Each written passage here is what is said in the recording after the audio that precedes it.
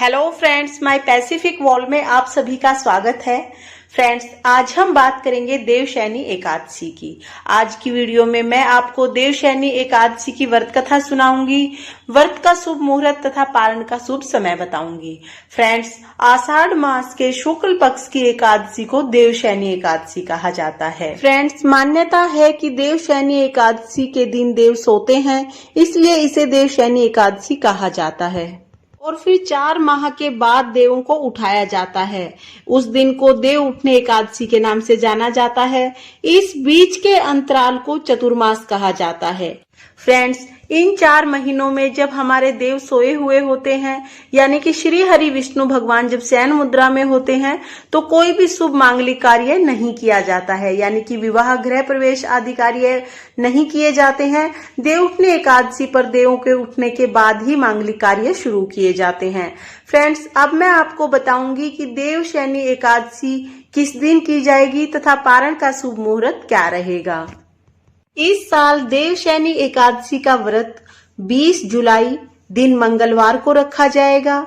एकादशी का प्रारंभ 19 जुलाई रात 9:59 पर हो जाएगा और देवशयनी एकादशी का समापन 20 जुलाई शाम को 7:17 पर होगा। फ्रेंड्स, देवशयनी एकादशी व्रत का पारण समय 21 जुलाई सुबह 5:36 से 8:31 तक का रहेगा। तो चलिए अब मैं आपको देवशयनी एकादशी की व्रत कथा सुनाती हूँ। सूर्यवंश में मानधाता नामक प्रसिद्ध सत्यवादी राजा अयोध्यापुरी में राज्य करता था। एक समय में उसके राज्य में अकाल पड़ गया। प्रजा दुखी होकर भूख से मरने लगी। हवन आदि शुभ कार्य बंद हो गए। राजा को कष्ट हुआ। इसी चिंता में वह वन को चला गया और अंगिरा ऋषि के आश्रम में जा पहुंचा।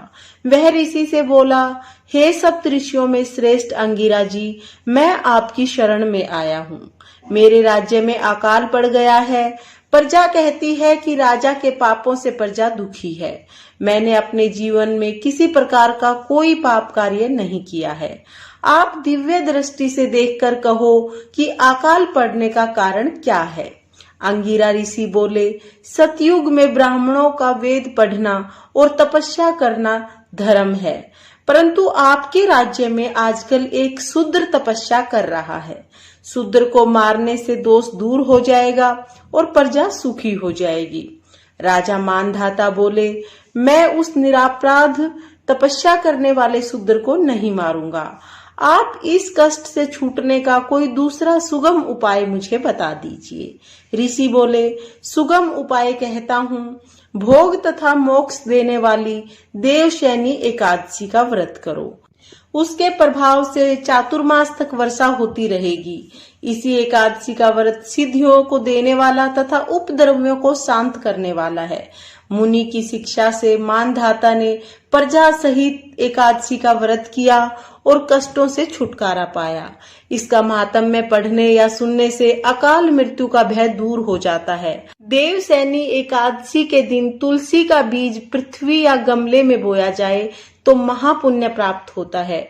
तुलसी के वेपन से यमदूत दूर भागते हैं। जिनके कंठ में तुलसी की माला सुशोभित होती है, उनका जीवन धन्य समझा जाता है। फ्रेंड्स, ये थी देवशयनी एकादशी की व्रत कथा। इसके बाद आप एक विनायक महाराज यानी कि गणेश जी की व्रत कथा जरूर सुने। इस तरह से हमारी देवशयनी एकादशी की व्रत कथा पूर्ण हो जाएगी। अगर आपको ये कथा पसंद आई हो तो वीडियो को लाइक करें और अगर आपने अभी तक मेरे चैनल माय पैसिफिक वॉल को सब्सक्राइब नहीं किया है तो प्लीज सब्सक्राइब कर लीजिए और बेल आइकन को भी प्रेस कर दीजिए ताकि मेरी आने वाली वीडियोस का नोटिफिकेशन आपको मिल जाए। देखने के लिए बहुत बहुत धन्यवाद। राधे राधे।